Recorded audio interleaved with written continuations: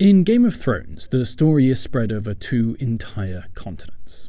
We encounter characters from the wintry north, the sun-drenched south, and across vast deserts.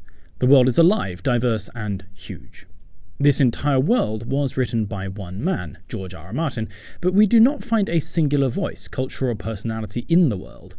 Instead, Martin uses shibboleths to help distinguish his people. The Northerners speak with Yorkshire accents and repeat the phrase, "Others take you more than any other." They are gruff and unsmiling, dressed in dark and drab colours. By contrast, the Dornish wear bright colours, favour a spear, practice polygamy, and speak with a Mediterranean lilt. The Lannisters speak in southern English accents, they dress finely and are distinguished by blonde hair and fair features. In principle, a shibboleth is a way one group or one person is distinguished from another. Typically, this is to do with the way they speak, the catchphrases they use, the manner in which they construct their sentences, but there is so much more. In Lord of the Rings, it's how we identify who is an elf, a dwarf, a man, or a goblin based on the way they speak or look. In Inglourious Basterds, it is the lack of understanding the German shibboleth of showing fingers in a certain way for the number 3 that gives away our heroes in the basement bar. Shibboleths are all around you in the world. They are the way local people speak in your home area. It's the gestures that they use. It's the private jokes that allow you to distinguish your friends from skinwalkers. It's being able to understand the jargon that is specific to your industry and know when it is customary to bow or to shake hands in certain cultures. These techniques have been used throughout history to identify imposters, to communicate covertly using unique phrases, to mask secret handshakes, and to evade exposure for illegally held views. When you're writing, it is important that you include shibboleths in your characters that you're building. You should produce characters that have variation in the way they speak so they can be distinguished, but also have unifying characteristics that allow you to identify the group that they belong to. This adds considerable depth to your story, as it allows you far more range and flexibility when showing mysteries or seeds of doubt. Having a character slip up in using a shibboleth, like in Inglourious Basterds, is a great way to build tension. It allows you to build a more varied but distinct world that allows you to more clearly define the cultures.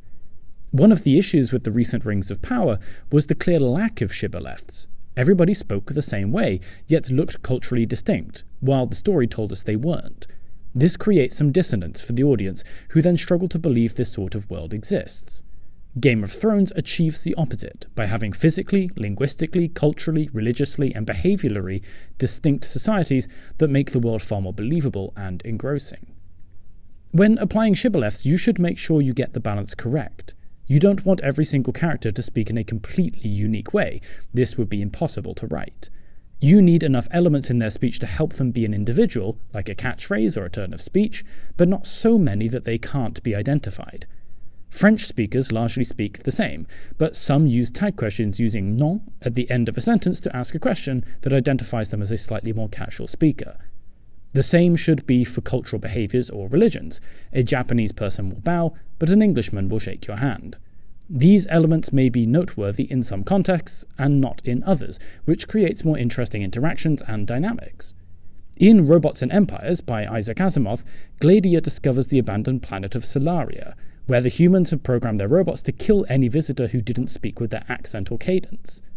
Gladia's way of speaking is only interesting once she encounters this situation, and this is how shibboleths should be used. Use them to add a little character that can later create interesting scenarios. The ichthus symbol was used by Christians in hiding to determine who was friend and foe. What looks to be an innocuous fish, for the most part, can play an important life or death role in a story or tale. They can range from the obvious, such as dress sense, skin tone, language use, and religious practice, all the way to the subtle, such as gestures, accents, phrases, and even individual words.